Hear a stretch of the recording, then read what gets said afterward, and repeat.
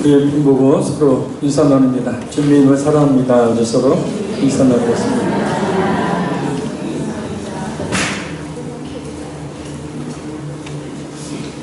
오늘 말씀은 히브리서 강의 연장선에서 말씀을 살펴보며 은혜를 나누기 원합니다.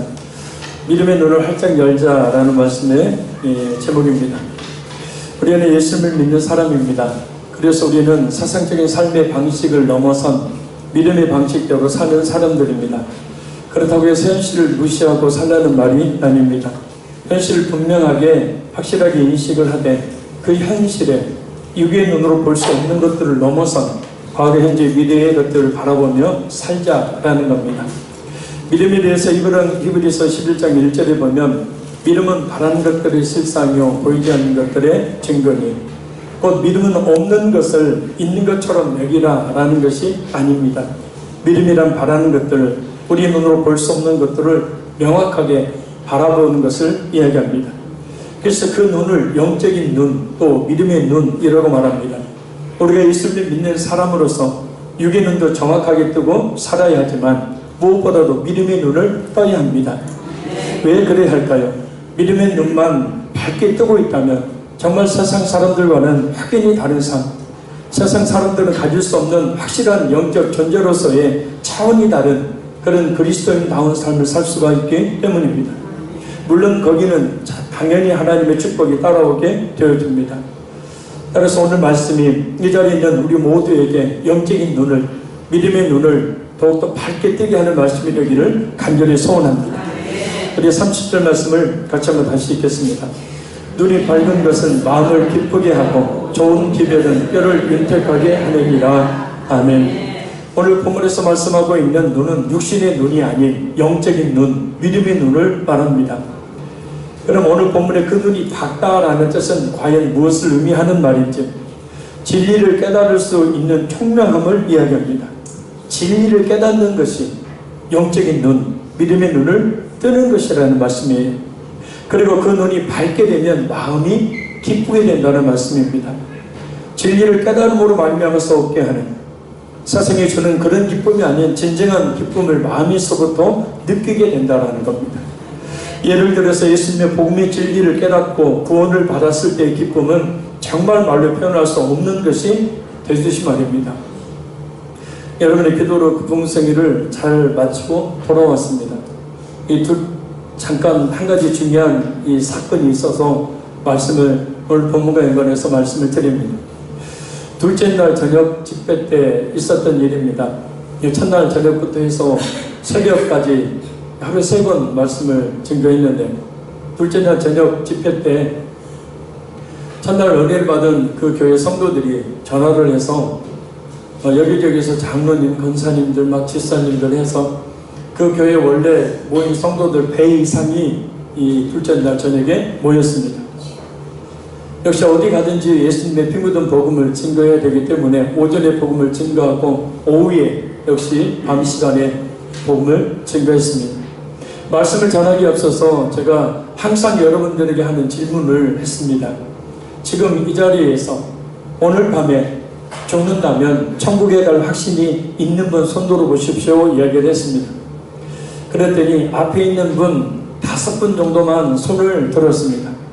나머지 40명 이상 되는 분들이 손을 들지를 않았습니다. 아니, 예수님 믿냐고요?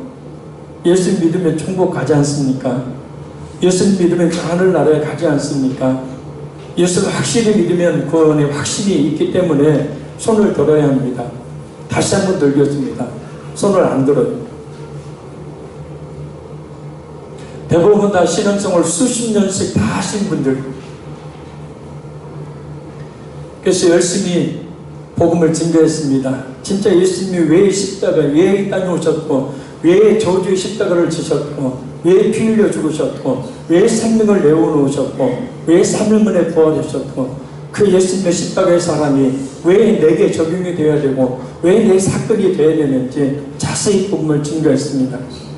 그리고 영접기도를 했어요. 영접기도 끝나고 난 뒤에 제가 다시 질문했습니다. 지금 죽어도 천국에 갈 확신이 있는 분들은 손을 들어보십시오 그런데 이제는 반대로 몇 명을 제외하고는 모두가 손을 들었습니다. 이 엄청 기뻐할 일이거든요. 할렐루야. 제가 대표로 가서 했지 우리 교회가 한 일입니다. 할렐루야. 그냥 들으라고 했으니까 들었겠지. 원래 믿고 있었는지 뭘 모르고 있다가 그냥 알려주니까 들었겠지. 그게 아니죠. 예수님의 십자가의 복음을 확실히 믿고 있는 사람, 지금 죽어도 천국에 간다는 확신, 흔들리지 않는 확신이 있게 되어집니다.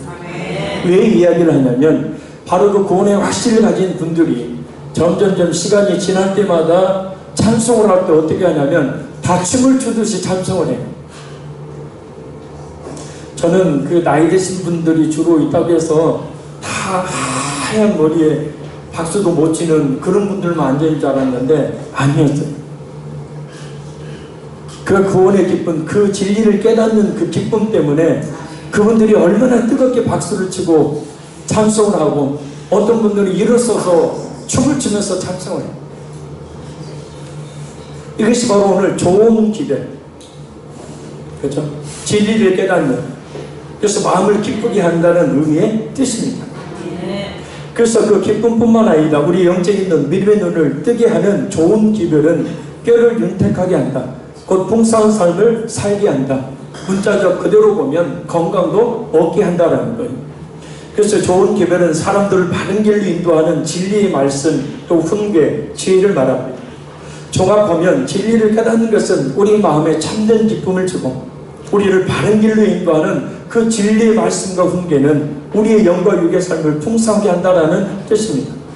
그래서 우리는 두 가지 측면에서 첫째는 믿음의 눈을 떠야 되고 두 번째는 그러기 위해서 우리의 믿음의 눈을 뜨게 만드는 우리를 바른 길로 인도해서 풍성한 축복된 삶을 살도록 하는 그 진리의 말씀을 잘 들어야 한다는 겁니다.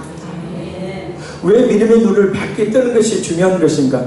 그래서 믿음의 눈을 뜨지 못하면 기독교인이면서도 육신의 눈에 보이는 것만 보고 그 이상의 것들을 보지 못하기 때문입니다. 그렇게 된다면 굳이 예수님을 믿어 구원을 받는 것을 제외하고는 신앙생활을 해야 될 필요성이 없는 거죠. 그냥 세상 사람들과 똑같은 삶의 방식으로 살아가면 됩니다. 구원 받아놨으니까 그 다음부터는 교회에 나올 필요도 없고 기도도 할 필요도 없고 신앙생활 힘들게 어렵게 할 필요도 없습니다. 그러나 우리는 기독교인, 믿음의 사람들입니다. 그래서 우리는 믿지 않는 사람들이 보지 못하는 것을 보는 삶, 믿지 않는 사람들이 듣지 못하는 것을 듣는 삶, 믿지 않는 사람들이 바라보지 못하는 것을 바라보는 삶, 믿지 않는 사람들이 가보지 못한 길을 가보는 삶을 살아야 한다는 거예요. 인간의 자신의 지혜와 힘과 능력으로만 산다면 굳이 하나님을 의지할 필요가 없는 것이죠. 하나님께 굳이 그 능력을 나타내 보여주실 필요가 없으신 거니까 하나님께 그와 같은 기도를 할 필요성을 느끼지를 못하는 겁니다. 그저 모든 인간들에게 내려주시는 일반적인 은총 속에 굳이 교회에 나오지 않고 굳이 기도하지 않고도 노력만 하면 얼마든지 잘 먹고 잘 살 수가 있기 때문입니다. 그래서 성경이 약속하고 있는 거예요. 예수 안 믿어도 불신자들도 얼마든지 잘 먹고 잘 살 수 있습니다. 물론 그 끝의 결과는 영원한 생명과 영원한 지옥일 것이지만 말입니다. 그래서 우리는 믿음의 눈을 밝게 떠야 합니다.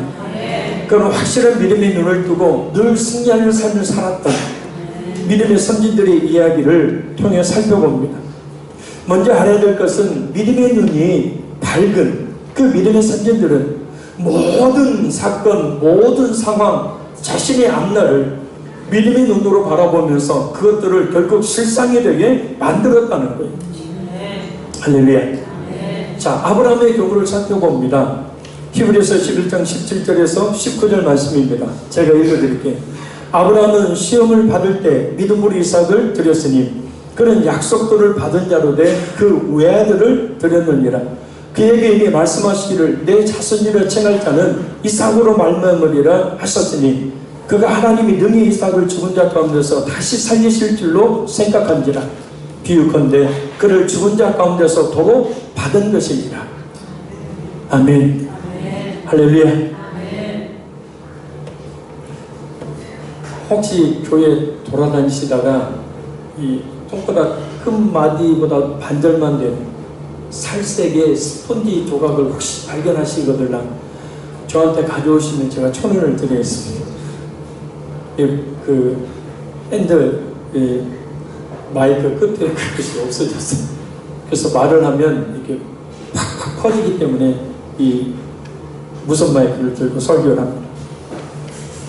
하나님께서는 아브라함에게 백세에 주셨던 아들 그 이삭을 얼토당토하게 바치라고 하십니다.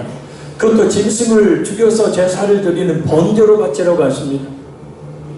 참, 하나님, 해도 너무하지 않습니까? 어떻게 다른 사람들은 내 나이에 많은 아들들이 있는데 겨우 아들 하나 주셔놓고서는 이제 16살 한참 크는 그런 재미를 느끼고 있는 상황에서 그것도 번제로 바치라고 하십니까? 왜 그렇게 내가 해야 합니까? 이것은 아무리 생각해도 이성적으로 현실적으로 하나님이 틀렸습니다. 그렇게 할 수 없어요. 저는. 아니, 하나님 입장 바꿔서 길을 막고 한번 물어보세요. 이게 정상적인 요구인지. 그렇게 저는 절대 못합니다. 보통 육의 눈만 뜨고 있으면 그와 같은 말을 할 것입니다. 그런데 아브라함은 아무 말도 하지 않습니다. 정말 기가 막힌 상황인데 말입니다. 정말 있을 수 없는 요구를 하나님이 하고 계신데 말입니다. 왜 그랬을까요? 아브라함은 하나님이 어떤 분이신지를 분명히 알고 있었기 때문입니다. 이렇게까지 하라고 하신 것에는 분명한 어떤 뜻이 있다는 것을 알기 때문이에요.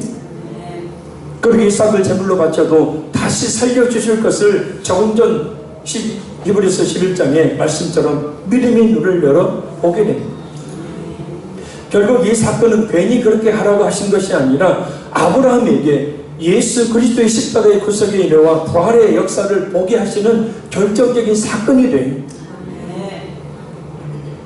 아브라함에게 확실한 예수님을 믿는 믿음을 주시는 사건입니다. 그래서 지난 시간에 살펴보았듯이 요한복음 8장 56절 말씀입니다.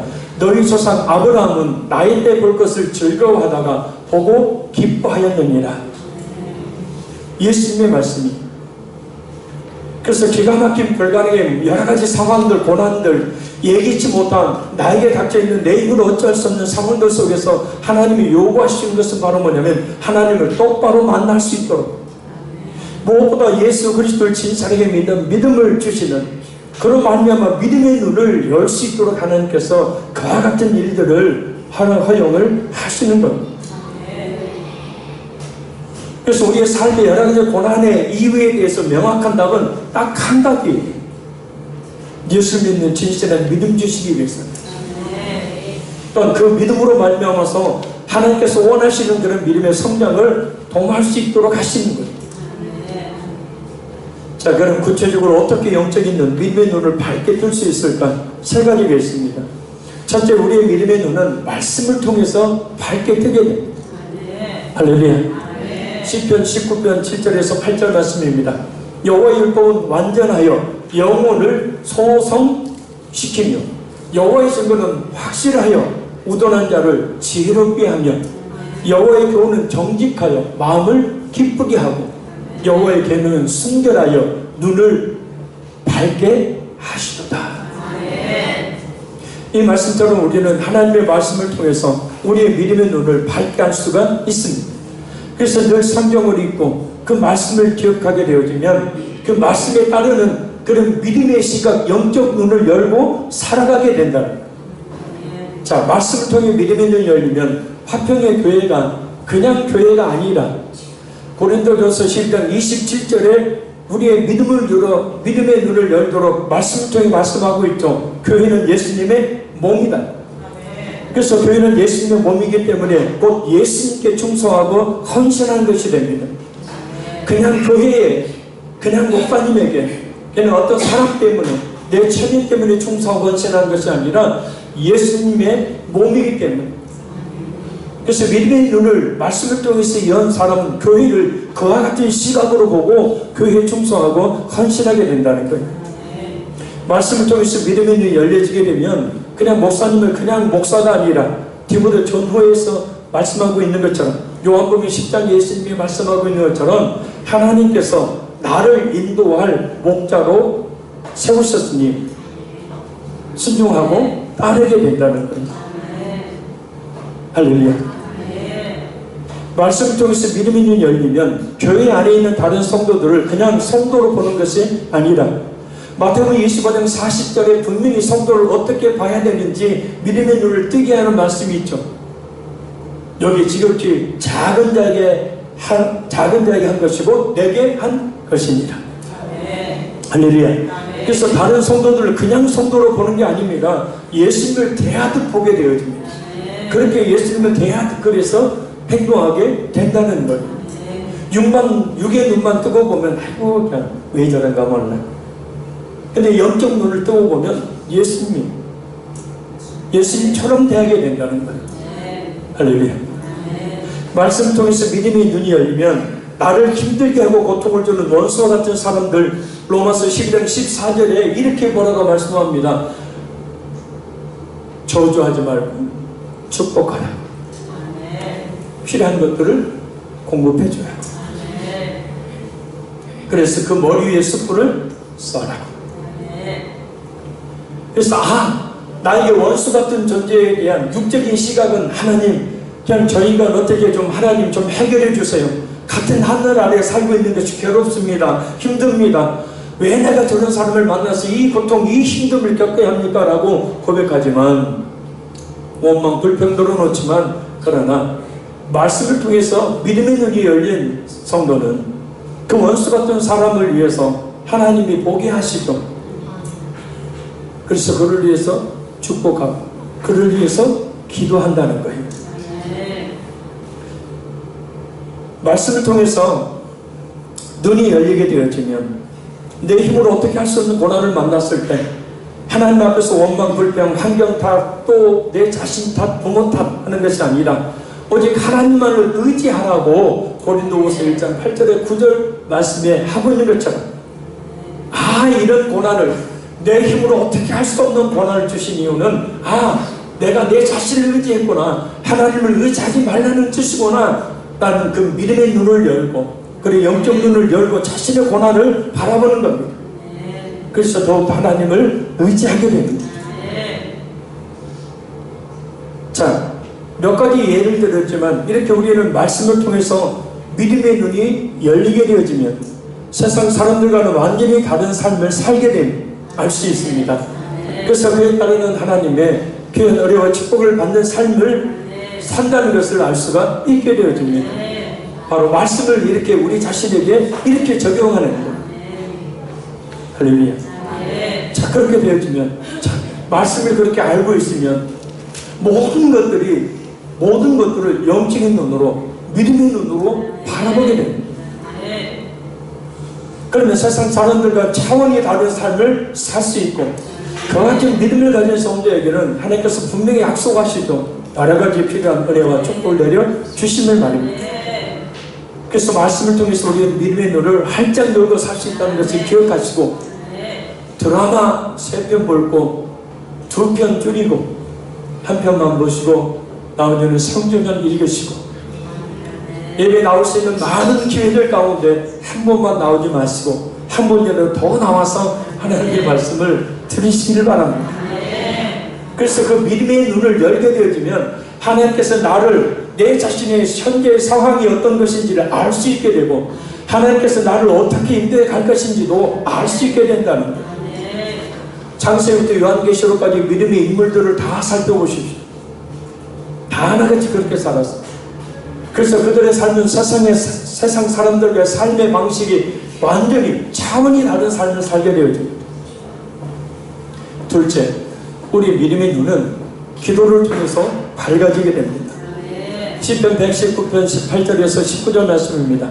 내 눈을 열어서 주의 율법에서 놀라운 것을 보게 하소서.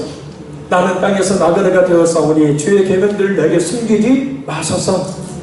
이 말씀을 보면 이 시편 기자는 믿음의 눈을 열어 하나님의 말씀의 짙은 의미를 깨달아 알게 해달라고 뭐 하고 있어요? 기도하고 있다. 기도할 때 믿음의 눈이 열립니다. 왜냐하면 기도할 때 하나님에 대한 확신을 갖게 되어지고 기도할 때 하나님의 역사하시기에 대한 확신을 또한 갖게 되어지면 기도할 때 마음문이 열려서 마음의 문이 하나님을 향해서 열려지기에 믿음의 눈 또한 열리게 되기 때문입니다. 기도가 없으면 예수님 앞에 있던 바리새인과 사두개인들처럼 눈은 뜨고 있으나 그 예수님을 알아보지 못하게 되는 것처럼 우리 역시도 기도하지 않게 되어지면 우리 눈앞에 여러 가지 현실의 문제들을 해결할 만한 방법들을 육적인 그런 지혜와 생각들로만 찾으려 하지 하나님의 계획과 섭리 가운데서 찾으려 하지를 않게 됩니다. 따라서 늘 깨어 기도함으로 우리 자신의 믿음의 눈을 밝게 열어야 합니다. 기도하지 않는 것은 믿음으로 살지 않고 내 생각, 내 고집, 곧 세상적으로 살겠다는 것을 이야기하는 거 아닙니까? 그러니 늘 깨어서 기도함으로 믿음의 눈을 활짝 열고 사는 우리 모든 성도들이 되시기를 간절히 소원합니다. 셋째는 말씀과 기도를 통해 역사하시는 성령 하나님께서 우리 마음의 눈을, 믿음의 눈을 밝게 해주십니다. 할렐루야. 에베소서 1장 17절에서 18절 말씀입니다. 19절 말씀입니다. 우리 주 예수 그리스도의 하나님 영광의 아버지께서 지혜와 계시의 영을 너희에게 주사 하나님을 알게 하시고 너희 마음의 눈을 밝히사 그의 부르심의 소망이 무엇이며 성도 안에서 그 기업의 영광의 풍성함이 무엇이며 그의 힘의 이력으로 역사하심을 따라 믿는 우리에게 베푸신 능력의 지극히 크심이 어떠한 것을 너희로 알게 하시기를 구하노라. 그래서 성령 하나님께서는 우리에게 말입니다. 우리의 믿음의 눈을 밝게 해주신다. 그래서 예수님을 보고 예수님을 믿게 해주시고 하나님을 알게 해주시고 그러니까 즉 나를 왜 예수 믿게 하셨는지를 알게 해주십니다. 그리고 무엇보다도 다른 사람들은 보지 못하는 저 하늘 천국의 그 영광을 보고 그 천국의 복락의 풍성함이 어떤 것인지를 확실히 알게 되어줬습니다. 또 하나님께서 지금까지 나의 삶 가운데 베풀어 주신 그 능력이 어떤 것인지를 확실히 알게 되어줍니다. 그걸 통해서 믿음의 눈이 열리게 되어지니 자신의 앞길, 자신의 내일 하나님께서 어떻게 역사하실 것인지를 또한 알게 된다는 겁니다. 따라서 성령으로 말미암지 않으면 믿음의 눈이 밝아지지 못합니다. 구약 이스라엘 백성들처럼 신약의 유대인들처럼 철저하게 육의 눈만 뜨고 보이는 것만을 말하게 됩니다. 그 이상의 것을 보지 못하니 그 이상의 것에 대해서는 말할 수 없게 되어집니다. 그래서 항상 현실만을 강하게 주장하게 되어집니다. 근데 현실이라는 것을 자세히 보면 대부분 다 안 돼요. 못해요. 그게 되겠어요 하는 부정적인 말만 할 수밖에 없는 상황들이 대부분 많습니다. 그래서 성경에 믿음의 눈을 밝게 열고 하나님의 역사하심을 이전에 베풀어 주셨던 하나님의 놀라운 역사하심을 바라본 성도들은 하나같이 부정적인 말을 하지를 않습니다. 똑같은 장면을 똑같은 시간에 똑같은 장소에서 보았던 12명의 정탐꾼, 믿음이 있는 사람과 믿음이 없는 사람, 똑같은 장면을 보고도 갈렙과 여호수아는 믿음의 눈을 뜨고 말씀에 비추어서 그 가나안 땅을 바라봅니다. 그러나 나머지 10명의 정탐꾼은 똑같은 장면을 보면서도 믿음의 눈이 닫혀 있으니 철저하게 육의 눈만 뜨고 보는 거예요. 우리는 죽었다. 우리 그들의 밥이다. 저 성이 얼마나 철옹성같이 단단한 성이냐. 그들은 싸움에 능한 자들이다. 현실만 철저하게 분석을 하는 거예요. 그래서 뭐 결론은 못해요.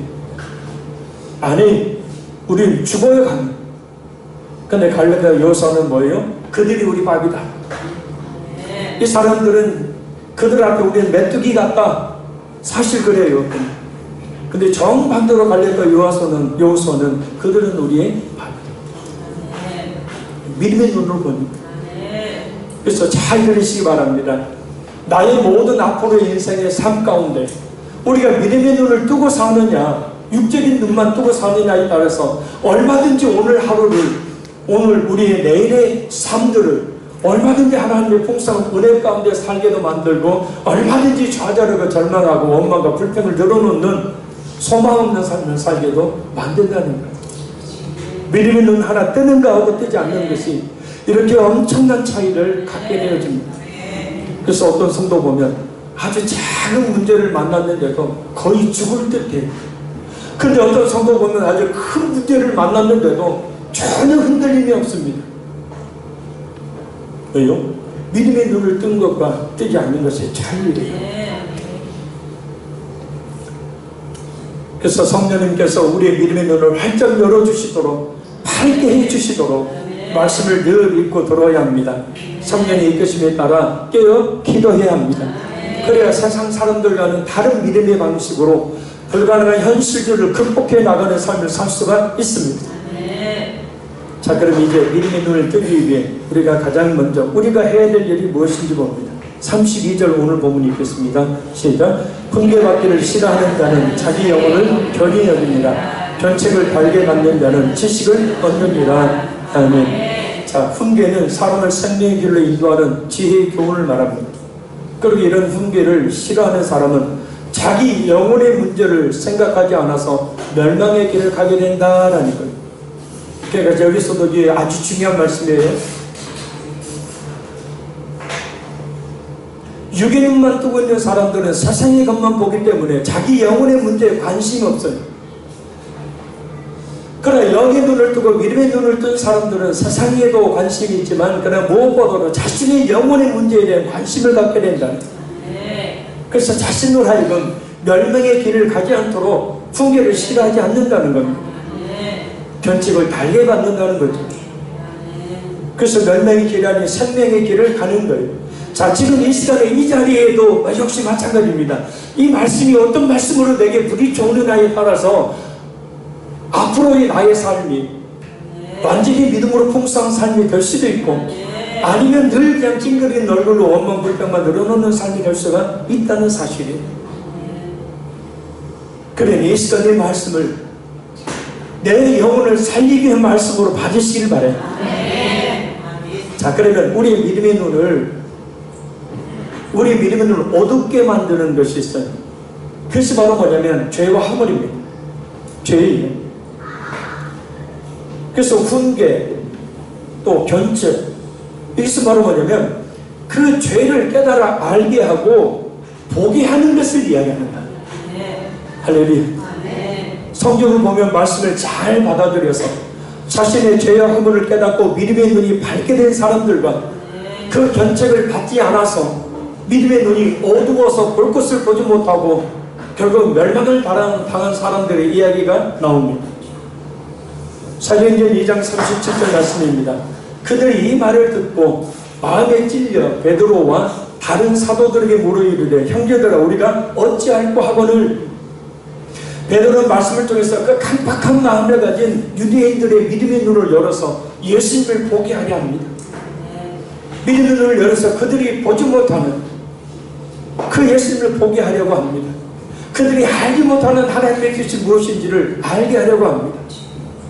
감사하게도 베드로의 설교를 들은 유대인들은 자신들이 행한 그 죄악을 깨닫고 그럼 우리가 어떻게 해야 믿음을 얻을 수 있느냐고 물어봐요. 결국 그들은 베드로 사도의 사도행전 2장 38절 말씀처럼 회개함으로 믿음의 눈을 어둡게 만들었던 죄악을 제거하고 성령을 받고 예수님을 보게 됩니다. 이 죄악이라는 것은 우리를 하여금 근본적으로 믿음의 눈을 가려서 하나님을 알지 못하도록 만드는 거예요. 실제적으로 보면 성경 읽기 싫고 교회 나오기 싫고요. 기도는 아예 생각도 못하게 만들어요. 이 죄가 하는 것입니다. 자, 이렇게 믿음의 눈이 열린 사람들이 있는 반면에 믿음의 눈 열기를 거부해서 멸망당한 사람들이 있습니다. 사도행전 7장 51절에서 54절 말씀입니다. 목이 곧고 마음과 귀에 할례를 받지 못한 사람들아 너희도 너희 조상과 같이 항상 성령을 거스리는도다. 너희 조상들의 선지자들 중에 누구를 박해하지 아니하였느냐. 의인이 오시리라. 예고한 자들을 그들이 죽였고 이제 너희는 그 의인을 잡아준 자여 살인한 자가 되나니 너희는 천사가 자는 율법을 받고도 지키지 아니하였도다 합니다. 그들이 이 말을 듣고 마음에 찔려 그를 향하여 이를 갈거늘. 스데반 역시 베드로처럼 말씀을 통해서 강팍한 유대인들의 믿음의 눈을 열어서 예수님을 보게 하려고 합니다. 말씀을 통해서 그 믿음의 눈을 열어서 그들이 보지 못하는 것을 보게 하려고 합니다. 그래야 사니까. 그러나 안타깝게도 스데반의 설교를 들은 유대인들은 자신들이 믿음의 눈을 가리고 있는 죄악을 제거하려고 하지 않습니다. 믿음의 눈을 뜨게 하려는 스데반을 돌로 쳐 죽입니다. 듣기 싫다는 겁니다. 믿음의 눈을 뜨는 것에 관심도 없고 믿음의 눈을 뜨려고 하지도 않았기 때문입니다. 자신들이 이미 영적 지도자로 믿음의 눈을 밝게 뜨고 있다고 착각하고 있었기 때문입니다. 결국 그들은 멸망을 당하고야만 합니다. 그들이 그 견책의 설교를 잘 받아들였다면 자신들의 죄악을 깨닫고 믿음의 눈을 어둡게 만드는 자신들의 그 죄악을 깨닫고 눈을 밝게 하는 지혜를 얻을 수 있었을 것입니다. 그래서 자신을 살리는 말씀, 자신의 믿음의 눈을 밝게 하는 훈계의 말씀을 우리가 잘 들어야 하는 겁니다. 말씀을 잘 들어야 믿음의 눈을 어렵게 만드는, 어둡게 만드는 원인이 되는 그 죄의 허물을 깨닫고 그것을 제거할 수가 있기 때문입니다. 자, 그래서 오늘 보면 31절에 뭐라고 말씀합니까? 31절 읽겠습니다. 생명의 경계를 듣는 귀는 지혜로운 자가 왕대이니라. 아멘. 생명의 경계, 곧 자신의 생사업을 결정짓는 신적 지혜라는 겁니다.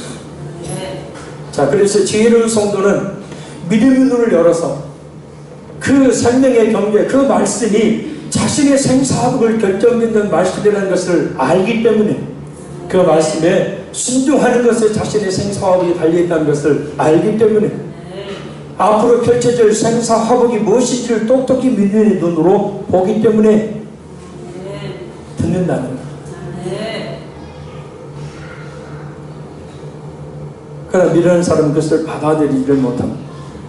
듣기 싫기 때문입니다.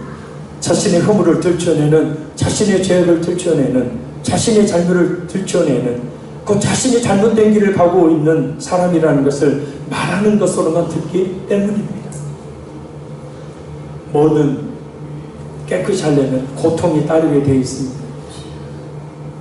그잖아요. 힘듦이 있게 되어 있어요. 몸 안에 잘못된 암덩어리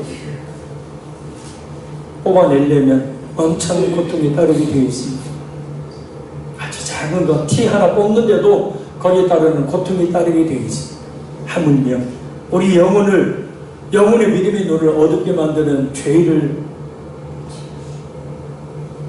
깨끗이 뽑아내는 일을 견책, 책망, 그 설교들을 잘 듣고 자신의 죄가 얼마나 깊이 뿌리를 내리고 있는지를 알고 그것을 회개함으로 뿌리째 뽑아서 믿음의 눈을 활짝 열어 하나님을 볼 수 있기를 바랍니다. 자, 그래서 지혜로운 사람은 어떻게 합니까? 우리 마지막 33절 읽겠습니다. 여호와를 경외하는 것은 지혜의 훈계라 겸손은 전비의 길잡이니라. 아멘. 여호와를 경외하는 것은 지혜의 훈계라. 곧 하나님을 경외하는 것이 지혜의 최종적인 귀결점이라는 거예요. 그를 겸손은 전비의 길잡이라. 그 지혜의 말씀을 통해 인간의 한계를 깨닫고 하나님을 인정하고 엎드리는 사람은 존귀하게 된다는 뜻입니다.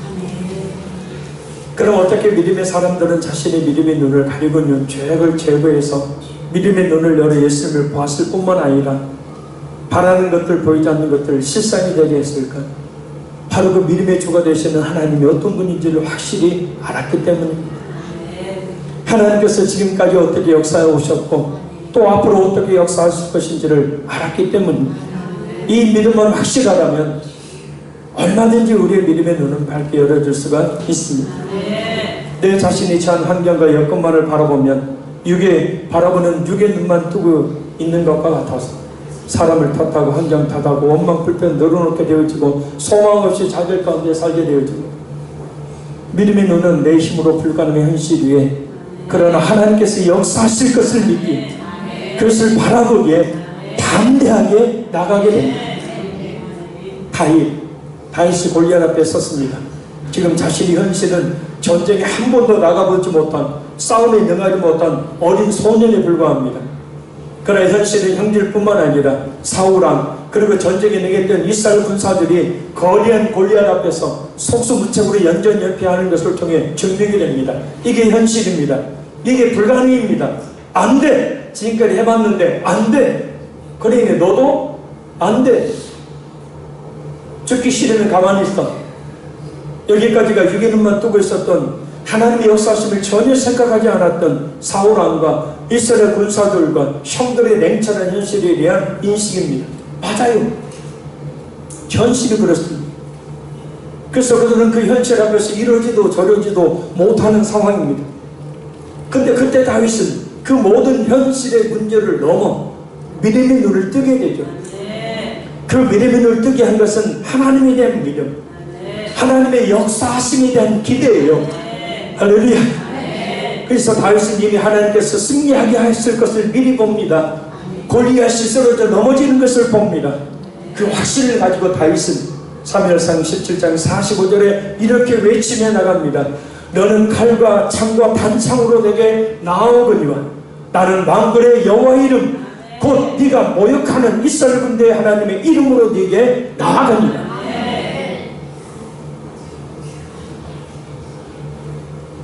우리가 사는 현실도 마찬가지입니다. 불가능한 일, 내 힘으로 어떻게 할 수 없는 고난의 문제들 많아요. 그런데 믿음의 눈을 열어서 하나님의 역사심을 바라보는 성도와 오직 현실에만 주목하는 성도의 차이는 확인이 대처 방법들이 다르게 되어 있습니다. 사랑하는 성도 여러분, 현실에 순응하며 주저앉아 있는 것은 교만입니다. 자기를 잘나고 잘난 척하고 뽐내고 다른 사람한테 방자에 행하는 것이 교만이 아니라 현실에 순응해서 무능력하게 주저앉아 있는 것이 교만이라고요.